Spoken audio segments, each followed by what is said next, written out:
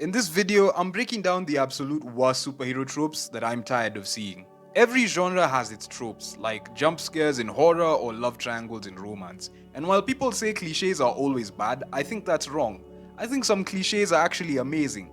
I love watching a hero save the day, I love a good tragic origin story, or a massive superhero team up.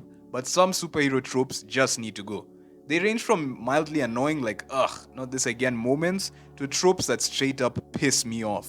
So let's start with the mild stuff before we dive into the worst offenders. The first trope that needs to go is evil Superman. Now, this is a trope where a character with Superman type powers is written as the villain. They have the cape, the godlike powers, and the heroic look, but instead of saving kittens and squirrels, they're busy being a psychopath. It's not the worst trope in this video, but it is getting annoying. So it started because writers wanted to flip the script on the perfect hero image, asking what if Superman was evil? And right now there's like millions of examples. There's Homelander in The Boys, there's Omni-Man in Invincible, Sentry in Marvel, the Plutonium from Irredeemable, even Superman himself with Injustice Superman. The reason why I'm over it is because this used to be a shocking twist. But now it's been done to death. It's not edgy anymore. It's literally just the new default setting. Honestly, at this point, the most original thing you could do with a Superman type character is just make him a nice guy who actually wants to help people. That would be a real plot twist, you know. That's what I love most about The Superior by Mark Miller, which is an indie comic where the Superman clone is actually a good guy who wants to save the world. It's only 7 issues and it kinda has a bit of a Shazam aspect to it. I'm not gonna spoil it, but go read it. It's also why the James Gunn Superman movie was so good. It was finally reminding us why Superman is the symbol of hope in a world full of evil Superman. Also, why not just do a different evil clone trope for your villain? Make a story where the main villain is an evil Spider-Man clone. Like lean into the horror aspect of being half spider. Or an evil speedster villain who rules the world. I don't think anybody has used speedsters to their true potential in fiction. So I know a lot of you guys watching this are also making your own comics just like me. So please, if you want to make an evil villain, don't make them an evil Superman. We have enough of those. But even if you don't make your own comics but you still love superhero stories, make sure to check out my comic. It's free to read on relixcomics.com and the main hero has bee powers. We can finally be bees. It's insane! Next superhero trope I'm really getting tired of is defending the status quo. Now, this is the reset button trope, that's what I call it. You have actual gods and billionaires who'd rather punch bank robbers than fix the world. And it just makes them look like glorified cops protecting a broken system. It's why a lot of people side with the villain, because they're the only ones actually trying to change things, while the hero just fights to keep everything from evolving. This is a big issue with Marvel and DC heroes. And this is why I like The Boys. Even though it's not a perfect story, I know the writing's been a bit tricky of late, but at least Team Butcher, the whole premise is them trying to get rid of a corrupt system, instead of just fighting to keep the world the same. And that's only in-universe status quo problems. We haven't even talked about the publishers and the editors themselves who create these characters. Now, in a normal story, characters grow and age, but in comics, there are IPs that have to stay profitable forever. So to keep the money coming in, publishers use the illusion of change and they'll give a hero a huge life event like a wedding or a kid just to hit the reset button like a year later so they stay on brand. This is why Spider-Man has been a struggling young adult for 60 years. Every time he wins, a reboot or a literal demon deal makes him broke and single again. Why is Paul there? Like, Okay, I think enough videos have complained about Paul. But anyway, editorial is obsessed with keeping Peter Parker single and miserable in the 616 comics, just so he stays relatable. But look at the Ultimate Universe. Fans loved seeing him married with a family. Like, the struggling is fine, but you have to let the character grow out of that eventually. Keeping them stuck in that same loop isn't storytelling. It's not good storytelling. It's just holding the character hostage. For the readers, it's obnoxious because nothing actually matters, nothing changes. The villain always escapes, the city always breaks, and the hero is stuck on a treadmill, running forever, but they're never allowed to reach a destination. This is mostly a problem with Marvel and DC, and it's not as big of a problem with indie superheroes like Invincible, because like in the Invincible comics, the status quo does change, characters do grow, and people do die, and the story has an ending. The ending being the big difference, because Marvel and DC heroes don't have a definitive beginning, middle, and end. That's the main difference between them versus indie comics like Invincible or even Japanese manga. But there's also them constantly changing creative teams, but you get the point. The status quo can change in those other formats.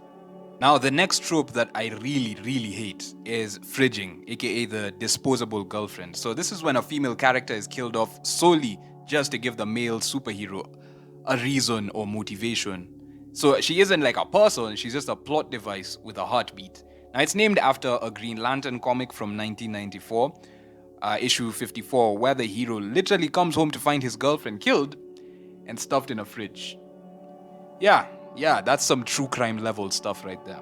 Other examples of this are like Gwen Stacy in Spider-Man when, she's killed. The reason why I'm over this is because it's just lazy writing. These characters aren't killed off for anything outside of shock value. Like, the story usually forgets they even existed 5 minutes after they die, which just shows they were treated like tools instead of actual people. The main thing I'm hammering in is it's when it's done for shock value.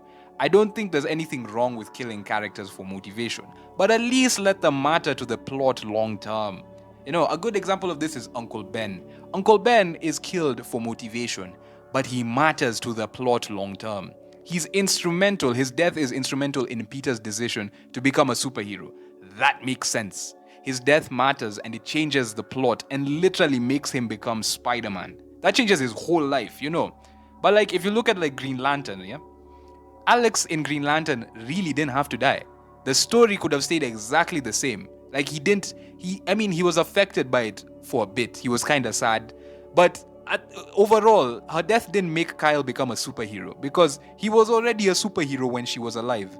In fact, she was helping him train even when they were on dates on the beach and stuff. Her death didn't really do much except help with sales, which was just shock value for the fans. People just wanted to see what all the hype about the fridge chick was. The worst part about this was I actually loved their dynamic together. Like, she was an amazing foil to his character because he was very immature. Kyle Rayner is a very immature character, but she's very mature. So they had this balance where even when she was helping him train and stuff, you could see that she was making him a better person and he was bringing a level of fun to her life that was just amazing. But this is the 90s, so we have to be edgy and we have to kill everyone. Gwen Stacy is another example because I really cannot think of something long-term that's changed with Spider-Man because of her death. I genuinely cannot think of one thing. I know he quit being Spider-Man for a short time, but then he went back to being Spider-Man. So, in general, she was fridged. She was literally fridged. Anyway, justice for Alex. I want DC to bring her back. It's genuinely one of my favorite superhero love interests, even though she wasn't around for many issues. Another annoying superhero trope is fake out deaths. This is when a story kills a major character just for shock value, just to bring them back later. The most famous example is the 90s Death of Superman comic, which, to be fair, it sold like crazy, and it even ended up on the news. But in the end, it doesn't matter because Superman is alive now. Or how about Emerald Twilight, when Hal Jordan killed every Green Lantern and every Guardian except for Ganthet? That was a crazy, shocking moment that changed everything. Yeah, except they all came back to life, they're all friends again, and there was zero permanent consequences. But the worst offender of this trope is Invincible. Like, most people really thought Rex would come back to life after the whole My Skeleton scene the first time because of all the fake outs, but nope, he didn't. But can you blame anyone for thinking that? Because Rex literally got shot in the head and he survived. Angstrom got his head turned to mush and he survived.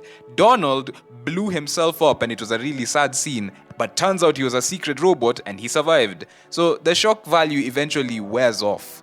The only time I'll defend fake outs is if it makes sense for the character to be resurrected, like immortal, or if there isn't a body explicitly shown, not like a point blank headshot. It's become so common now that nobody stays dead in comics except Uncle Ben, and even then not all the time. When you know characters will just come back, like death loses its weight and the audience eventually stops caring. But out of all these tropes, if there's one trope I hate, the one superhero cliche that I'm absolutely done with, the worst offender of them all, it's the no-kill rule.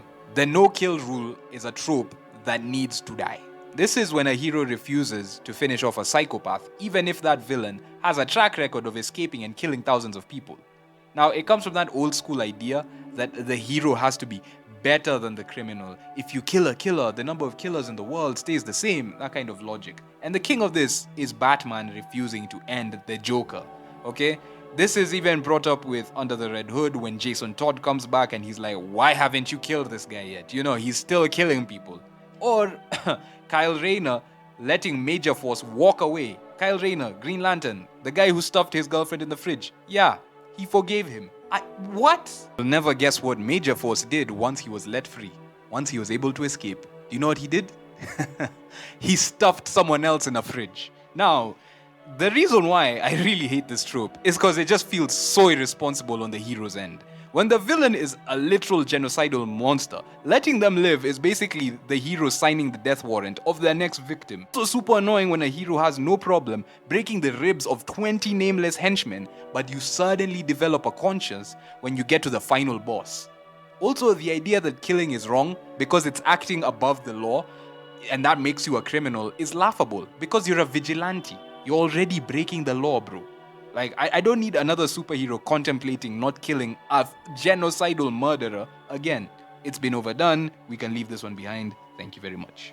Let me know if there's any trope I missed in the comments below or what you think of the ones I discussed in the video. Also, check out my comic at drelixcomics.com.